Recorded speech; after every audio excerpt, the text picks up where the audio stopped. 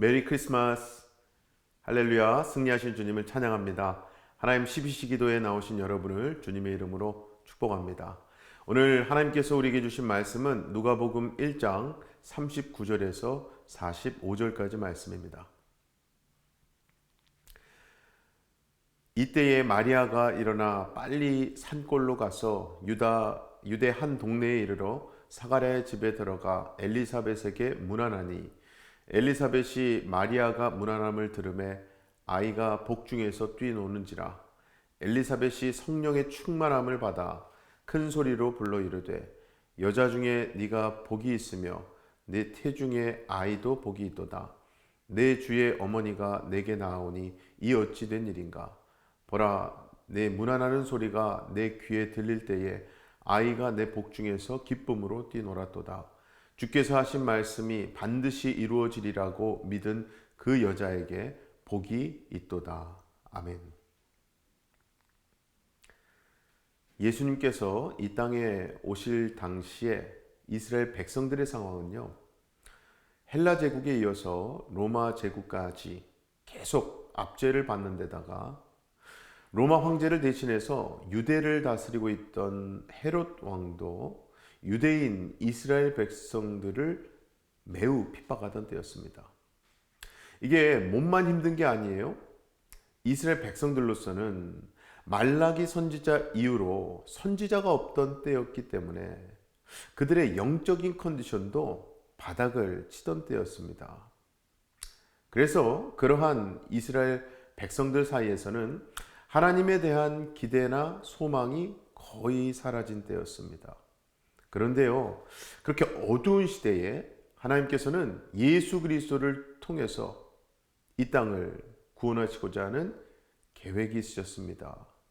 그 예수님을 이 땅에 보내시기 전에 세례 요한으로 하여금 그 길을 준비하게 하셨었죠. 이야말로 항상 우리보다 먼저 가시는 하나님이신 건데요. 바로 그 말씀이 신명기 1장 30절 말씀입니다. 함께 볼까요? 너희보다 먼저 가시는 너희의 하나님 여호와께서 애굽에서 너희를 위하여 너희 목전에서 모든 일을 행하신 것 같이 이제도 너희를 위하여 싸우실 것이며. 아멘. 여기서 말씀하시는 너희보다 먼저 가시는 너희의 하나님 여호와는요, 이스라엘 백성들을 출애굽시키셔서 광야 생활 40년 동안 이스라엘 백성들을 안고 인도해 주신 하나님이시고요. 그들이 가는 곳곳마다 장막 칠 곳을 찾아주신 하나님이시요. 밤에는 불로 또 낮에는 구름으로 인도해 주신 하나님이셨습니다. 그래서 그 하나님은 이번에도 요한이 태어나게 하시기 위해서 경건하게 살고 있던 사가랴와 엘리사벳 부부에게 가브리엘 천사를 보내셨던 건데요. 당시 사가랴 부부는 둘 다 나이가 많았을 뿐만 아니라 엘리사벳은 임신 자체가 불가능한 불임 여성이었거든요. 게다가 그 부부는요, 단 한 번도 하나님 우리에게 아들을 주셔서 그 아들로 하여금 주님의 길을 준비하게 하여 주시옵소서 기도한 적도 없었습니다. 그리고 그 부부는 하나님께서 그리스도를 이 땅에 보내실 때가 다 이르렀다는 것 자체를 알지도 못했어요. 그러나 하나님은 먼저 가시는 분이셨죠.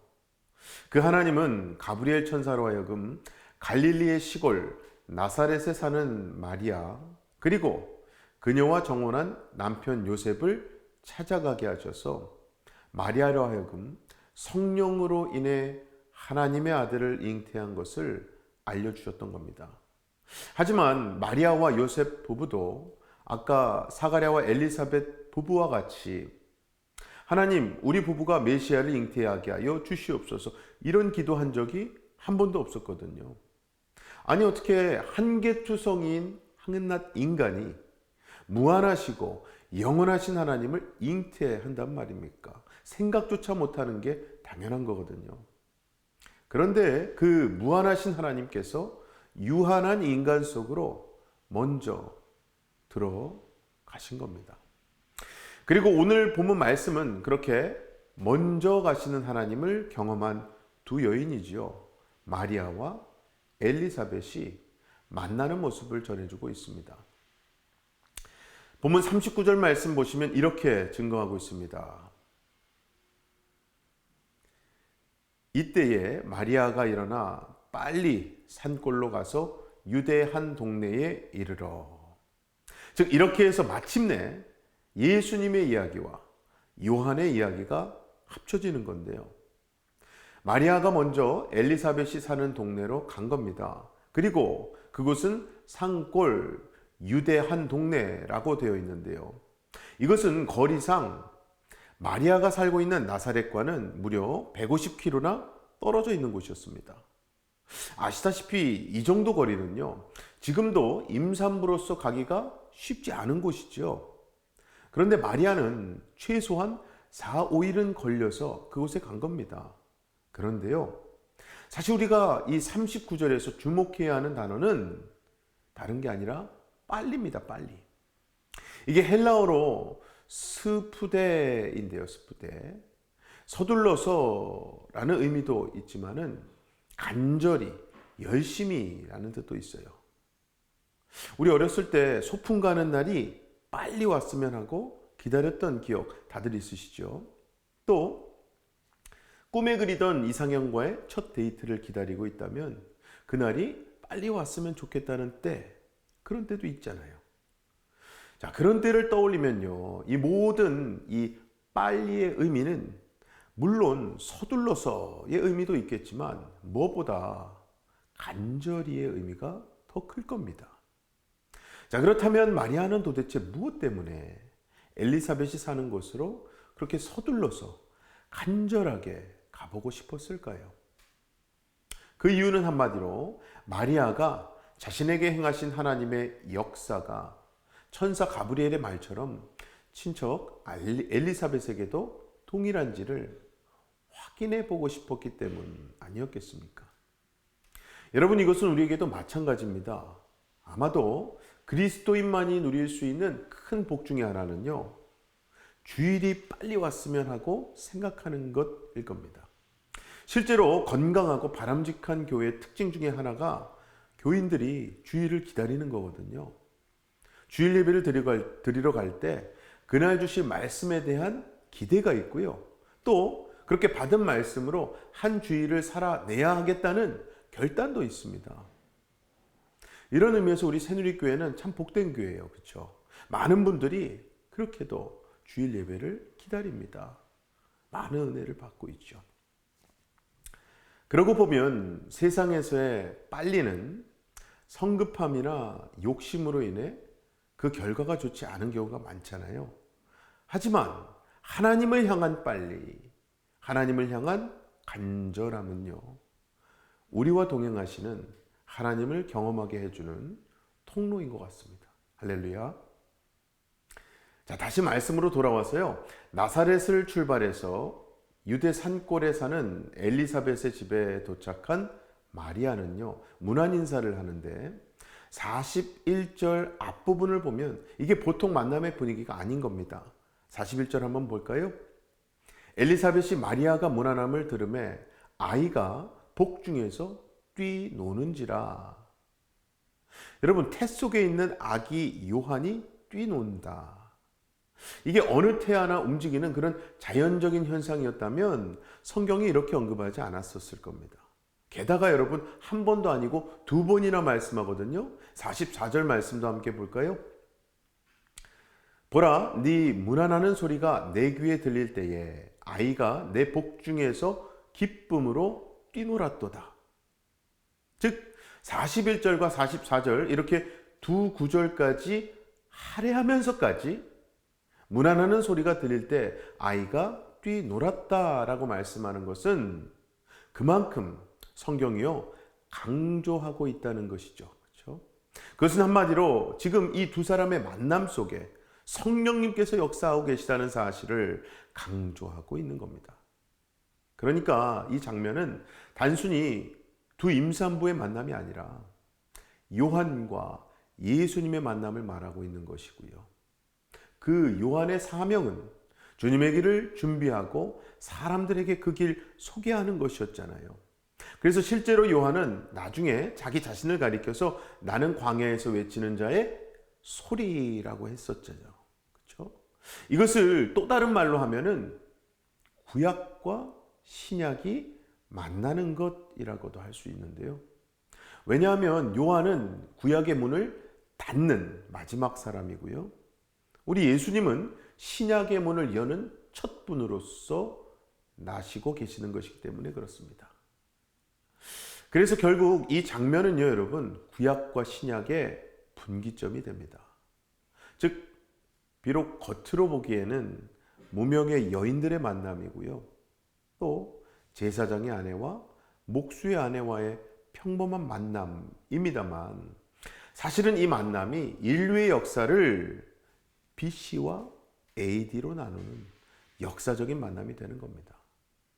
중요한 것은 이게 다 성령의 역사하심이라는 거예요. 그래서 태아 요한이 복중에서 성령 충만함으로 인해 뛰어놀 때에 산모 엘리사벳도 함께 성령 충만해서 이렇게 외치거든요. 본문 41절 뒷부분과 42절까지 말씀을 한번 보겠습니다. 엘리사벳이 성령의 충만함을 받아 큰 소리로 불러 이르되 여자 중에 네가 복이 있으며 내 태중의 아이도 복이 있도다. 아멘. 여기서 큰 소리로 불렀다라고 하는 것은요, 정말 있는 힘을 다해 소리를 질렀다는 의미입니다.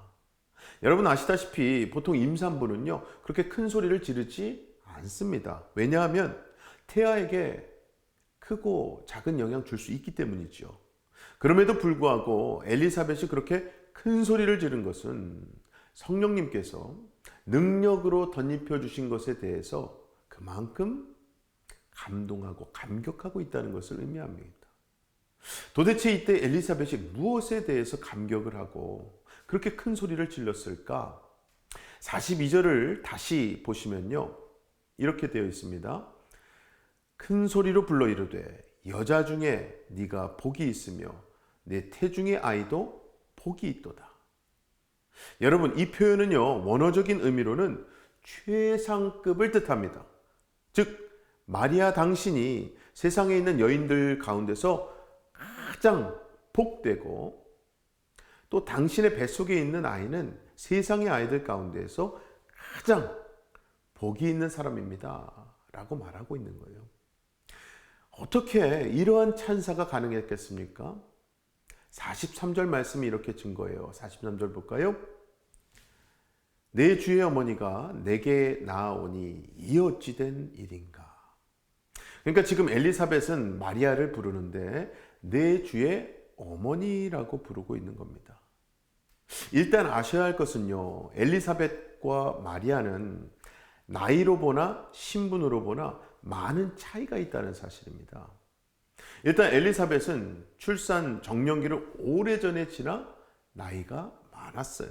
하지만 마리아는 당시 관습대로라면 이제 갓 출산할 수 있는 연령에 접어든 소녀였거든요. 그리고 엘리사벳은 제사장의 아내였던 반면에 또 마리아는 천하디천한 직업 중에 하나죠. 목수의 약혼녀였습니다. 게다가 두 사람은 친척이었는데 이게 따져보면 엘리사벳에게 마리아는요 손녀뻘 정도는 되었을 거예요. 이러한 상황에서 엘리사벳은 지금 마리아를 어떤 지위나 나이, 친척으로 보지 않았던 겁니다. 만약에 그랬다면요, 아니 하나님, 내가 쟤보다 못난 게 뭐가 있다고 쟤는 그렇게 큰 복 주신단 말입니까? 하며 하나님께 원망하거나 항의를 했을 거예요. 더군다나 만약에 그랬다면요, 여러분, 엘리사벳은 자신의 아이가 마리아의 아이보다 6개월 먼저 태어남에도 불구하고 자기 아이가 마리아의 아이에 신발끈을 매기에도 부족한 사람이 된다는 것을 받아들이기 힘들었을 거거든요. 아시다시피 부모들은요, 자기가 못난 것은 그래도 참고 견뎌냅니다. 하지만 내 자식이 남의 자식보다 못나다는 것을 받아들이는 것은 정말 어렵지 않습니까? 하지만 지금 엘리사벳에게는 그런 질투심이 없는 거예요. 그리고 엘리사벳은요, 마리아를 내 주의 어머니라고 고백하고 있었죠. 왜냐하면 마리아의 뱃속에 있는 그 아기가 오랫동안 기다려온 하나님께서 약속하신 메시아이심을 엘리사벳은 믿었기 때문입니다. 자, 그렇게 해서 마리아는 이 집에서 3개월 동안 머물렀습니다. 그때 엘리사벳은 마리아를 잘 돌봐주면서 마리아가 그리스도의 좋은 어머니가 될 수 있도록 도와줬을 겁니다. 그러고 보면 결국 요한만 주님의 길을 예비한 것이 아니라 엘리사벳 역시 주님의 길을 예비한 여인이 되었던 것 같습니다. 그리고 이 두 여인의 만남은요, 결국 항상 우리보다 먼저 가신 하나님의 역사로 인함이었던 거예요. 사랑하는 우리 성도 여러분, 오늘은 12월 24일로서 2024년도 이제 딱 일주일밖에 안 남은 날입니다. 여러분에게 올 한 해 2024년 어떠셨습니까? 때로는 삶을 감당하기 힘들었을 때도 있고 이해가 되지 않는 일 겪으셨을 수도 있어요. 또 때로는 하나님의 뜻에 순종하고 그리스도인답게 살기 위해 몸부림쳤음에도 불구하고 오히려 오해를 받거나 오히려 더 손해 당하는 삶을 사셨을 수도 있습니다. 그러나 가만히 생각해 보시면요, 우리의 인생의 곳곳에서 삶의 전환점마다, 삶의 구비마다 먼저 가신 하나님이 계시지 않았습니까? 그러고 보면 결국 그 하나님께서 우리를 굽이치는 인생길에서 여기까지 인도해 주신 것 아니겠습니까? 길이 없는 광야와 같은 곳에서도 하나님은 길을 내셔서 우리를 인도해 주셨고요. 우리가 넘지 못할 태산과 같은 상황 앞에서도 하나님은 그 산에 터널을 뚫어서 우리로 하여금 통과하게 해주지 않으셨습니까? 아무쪼록 항상 우리보다 높은 곳에서 더 멀리 보시며 우리보다 먼저 가신 하나님께서 우리의 이 2024년을 아름답게 매듭짓게 해줄 줄로 믿습니다. 그리고 새해 2025년에는 먼저 가신 우리 하나님을 더욱 의지하심으로 하나님이 하십니다를 매일매일 경험하시는 저와 여러분 되시기를 주님의 이름으로 간절히 축원합니다. 이 시간 함께 기도하실 때에 우리 아버지 하나님은요, 여러분 항상 우리보다 먼저 가셔서 모든 것을 예비하시는 여호와 이레이신 줄로 믿습니다. 중요한 것은 그것을 내가 영적으로 인지하고 우리 삶 가운데 실제적인 능력으로 경험하기 위해서는요, 성령 충만함이 필요합니다. 성령님께서 내 심령 안에서 역사해 주셔야지만 우리가 하나님의 붙잡아 주심 안에서 뛰놀 수 있는 믿음이 생기는 거고요. 성령으로 충만해야지만 내 삶 가운데 살아계신 하나님을 전심으로 찬양하고 예배할 수 있는 거 아니겠습니까? 이 시간 기도하실 때에 성령님, 이 시간 나에게 충만하게 임하셔서 우리의 기도가 엘리사벳처럼 하나님께 큰 소리로 부르짖을 수 있게 해달라고 기도하십시다. 성령님이 충만하게 임해 주셔서 우리의 삶의 방향이 마리아처럼 하나님의 역사하심을 향해 더욱 간절해지게 해달라고.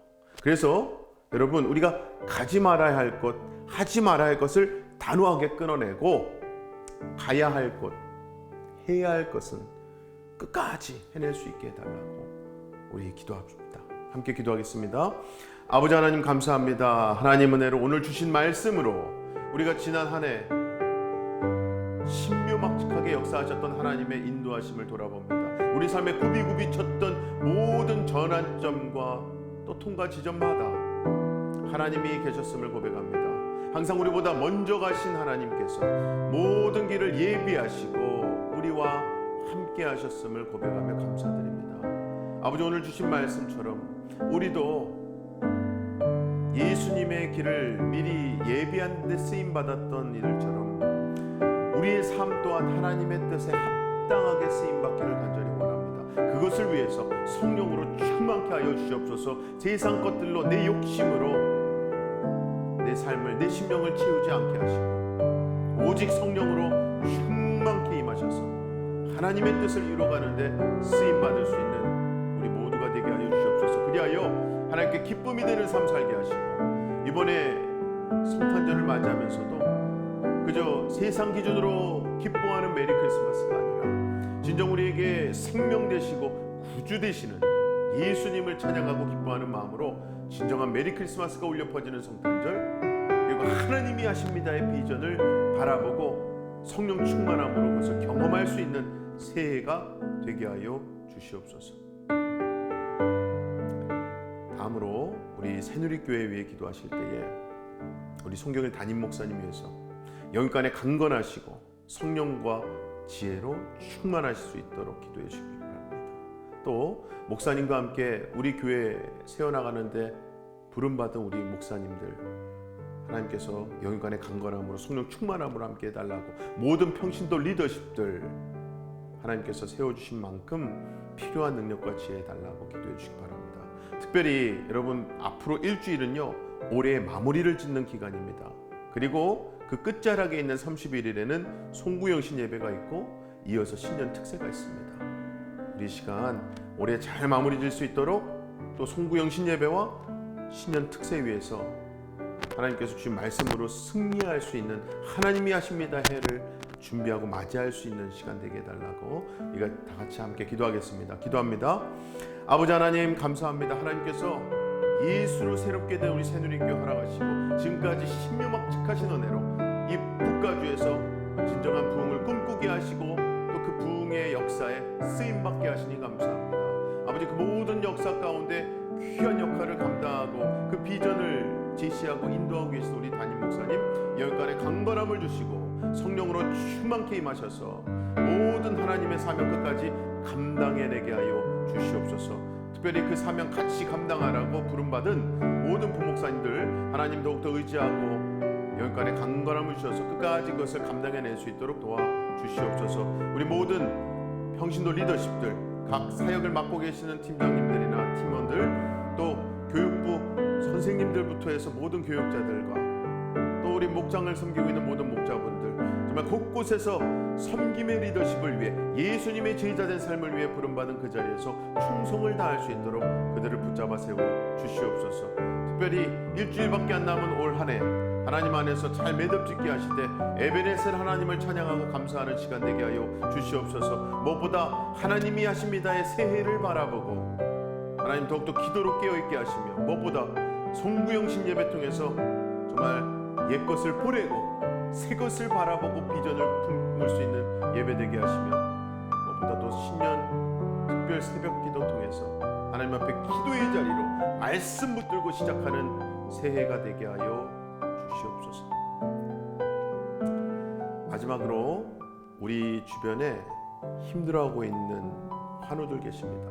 질병으로 힘들어하고 있고 또 문제로 인해서 고통 중에 있는 분들이 있어요. 하나님 앞에 기도해야 되고 하나님이 하십니다의 역사가 필요한 분들이 계십니다. 기도해 주시되 무엇보다 그들을 너무나도 사랑하시고 그들을 긍휼히 여기시는 분입니다. 그들을 치유하고 구원해 주고자 하시는 우리 예수님의 심정으로 그 예수 이름으로 기도하겠습니다. 함께 기도합니다. 아버지 하나님, 감사합니다. 하나님 은혜로 우리가 우리 주변에 많은 문제를 겪고 있고 또 질병과 투병하고 있는 우리의 교우들을, 우리의 가족들을 놓고 하나님 기도합니다. 아버지 하나님, 은혜가 필요합니다. 치유의 역사가 필요합니다. 그들을 붙잡아 세워주시고 치유하여 주시옵소서. 무엇보다 그 힘든 과정 속에 더욱더 하나님 의지하는 기도가 넘쳐나게 하시고 그 주변에 또 기도하는 분들을 하나님 꼭 세워주셔서 기도해야 한다는 것을 계속 리마인드하게 하시고 하나님 앞에 함께 기도할 수 있는 기도의 처소가 곳곳에 세워지게 하여 주시옵소서. 그리하여 모든 기도 제목, 치유의 기도 제목, 문제를 향한 기도 제목, 하나님의 뜻을 묻는 기도 제목마다 응답받게 하셔서 치유받고 문제가 해결되고 하나님의 뜻대로 이루어지는 역사 있게 하여 주시옵소서. 주옵소서. 특별히 하나님 우리 삶 가운데 하나님의 위로가 절실하게 필요한 가정과 일이 있습니다. 아버지만이 위로가 될 수밖에 없는 그 상황 속에 있는 귀한 우리 그 교우들 하나님 만져주시고 안아주시고 그 아픈 자리에서 하나님 일으켜 세워주셔서 그 자리에 다시 예수 십자가로 세워주심으로 생명의 소망을 품는 귀한 시간 되게 하여 주시옵소서. 사랑의 아버지 하나님 감사합니다. 하나님 은혜로 이렇게 올 한 해 일주일 남은 이 시점, 또 성탄절을 하루 앞둔 이 시점에 아버지 말씀으로 우리를 다시 깨워주시니 감사합니다. 성령 충만함이 필요합니다. 내 생각, 내 의지, 또 내 욕심이 아니라 성령으로만 충만케 되는 우리의 심령들, 또 우리 가정들 되게 하여 주시옵소서. 그리하여 세상에 메리 크리스마스가 넘쳐나는 이 시즌에 진정 예수님의 이 땅에 오심을 기뻐할 수 있는 믿음을 허락하시고, 또 예수님이 이 땅에 반드시 다시 오실 것을 소망으로 품게 하셔서 아버지 그 모든 것들을 하나님 은혜 가운데 감사하고 기뻐할 수 있는 성탄의 계절 되게 하여 주시옵소서. 올 한 해 잘 마무리 짓고 내년도 하나님이 하십니다의 해로 우리가 비전을 품고 기도하며 고대합니다. 우리 모두 그 시즌을 위해서 기도로 깨어있게 하셔서 송구영신 예배 또 신년 특세와 같은 시간 통해서 하나님 말씀 붙들고 똑똑 기도하는 우리 모든 새누리 신앙 예배 기도 공동체 되게 하여 주시옵소서. 믿고 감사드리며 예수님 이름으로 기도하옵나이다. 아멘. 오늘도 이미 승리하신 예수님으로 새로워지시고 승리하시기 바랍니다. 어떠한 상황 속에서도 승주찬